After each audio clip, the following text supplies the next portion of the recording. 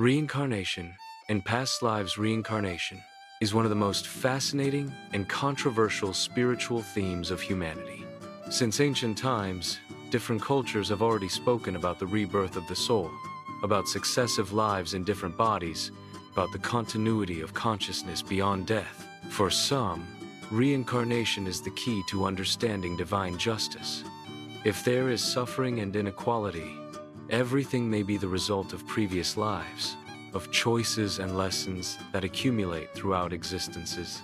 For others, it is just myth, superstition, or unfounded belief.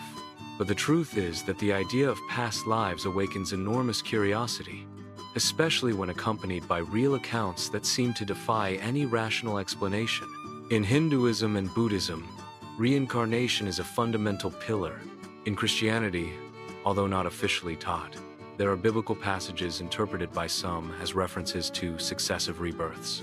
Spiritism, through Allan Kardec and mediums like Chico Xavier, introduced reincarnation as a natural law of spiritual life, explaining that we are born as many times as necessary to evolve morally and spiritually. Science, in turn, has already studied hundreds of cases of children who spontaneously remember past lives, bringing data that intrigues even the most skeptical. But why does this topic attract so much interest? Because it touches on our biggest question: who are we? Are we just the result of a single life of a few decades?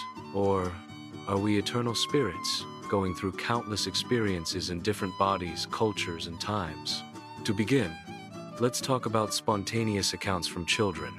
The psychiatrist Ian Stevenson from the University of Virginia researched more than 500 documented cases of children who claim to remember past lives.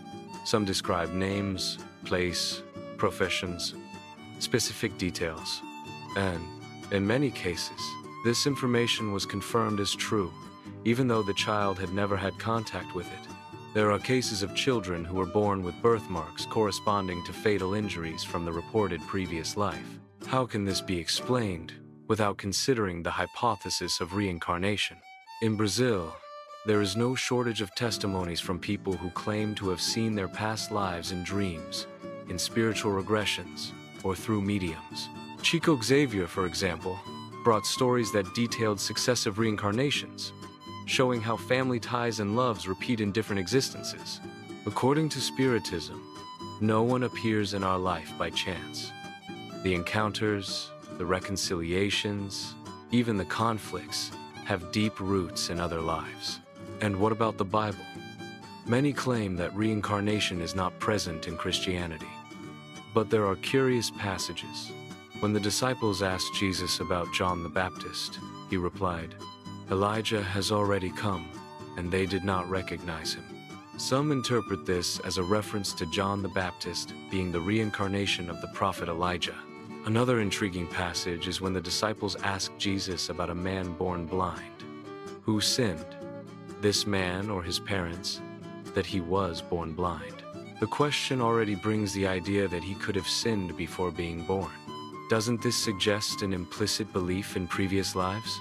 But here arises the controversy. While Spiritism and Eastern religions clearly affirm reincarnation, the Western Christian tradition has rejected this idea throughout history. The Council of Constantinople, in the 6th century, formally condemned the doctrine of reincarnation, associating it with heresies. Since then, it has been outside the official theology of the Church. However, even without the endorsement of religious institutions, the topic has never ceased to fascinate. Thousands of people in different parts of the world seek regression therapies, where memories of supposed past lives emerge in an impressive manner. Many describe historical periods, accents, cultural details they never studied, but which are later confirmed. Even though some psychologists interpret this as a creation of the unconscious, for many, it is evidence that the soul holds deep records. Now, think. How many fears, traumas, or tendencies we have today could originate from previous experiences? People who have a fear of water without ever having experienced drowning. Individuals who feel an immediate attraction to certain places or cultures. Encounters with people that generate a feeling of I know you from somewhere. Is it all coincidence? Or is the soul's memory speaking? Spiritism teaches us that we reincarnate in spiritual groups. Families, friends, and even enemies meet again to repair mistakes, strengthen bonds, and learn together. That difficult relationship you have may actually be a necessary reunion for both of you to evolve. The child who demands so much care may have been someone you hurt in the past, and now life offers the chance for redemption through love. And what about the great inequalities of the world? Some are born with a silver spoon in their mouth, others in poverty, some with perfect health, others with serious illnesses from birth. Reincarnation offers an explanation. Each life is a stage of the journey, and what we experience now is the result of past choices and also preparation for the future. Not as punishment, but as learning. But be careful. Reincarnation is not determinism. It doesn't mean we are stuck in the past. Each life is also an opportunity to change, to break cycles, to evolve. Our choices in the present have the power to transform the future. Now let's go back to the scientific aspect. Beside Ian Stevenson's research, other scholars continued the work. Cases of children in India, Lebanon, the United States, and even Brazil have been documented. Many times, the child remembered a previous life in another city, mentioned relatives' names, details of the house, personal objects, and when taken there, she recognized everything. In some cases, even the family from the past life confirmed the details. How can we explain this without considering that something of consciousness survives death? And here comes a crucial question. Reincarnation also challenges the materialist notion that the mind is merely a product of the brain. If memories can cross lives, then consciousness is something beyond biology, something immortal. But of course, this topic also generates resistance. Many Christians believe that reincarnation contradicts the resurrection promised by Jesus. Many scientists consider it a baseless belief. The controversy is inevitable.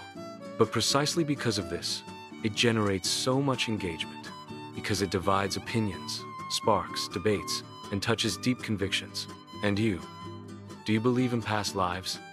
Have you ever had a dream, déjà vu, or the feeling of knowing someone forever? Have you ever felt that an inexplicable fear could have its roots in another existence? Share in the comments. Your experience can help other people reflect. In the end, perhaps the greatest lesson of reincarnation is this: life is a continuous school. Each existence is a classroom. Each challenge is a test. Each reunion is an opportunity to learn love in its purest form. Death does not erase anything.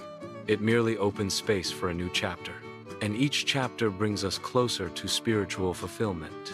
Therefore, living, believing in reincarnation is living with responsibility. It is knowing that everything has consequences, that no one escapes their own conscience, that each gesture builds the future. It is also living with hope, because if we make mistakes today, we can get it right tomorrow. If we suffer today, we can reap peace in the future. If we hated yesterday, we can learn to love in the next chance.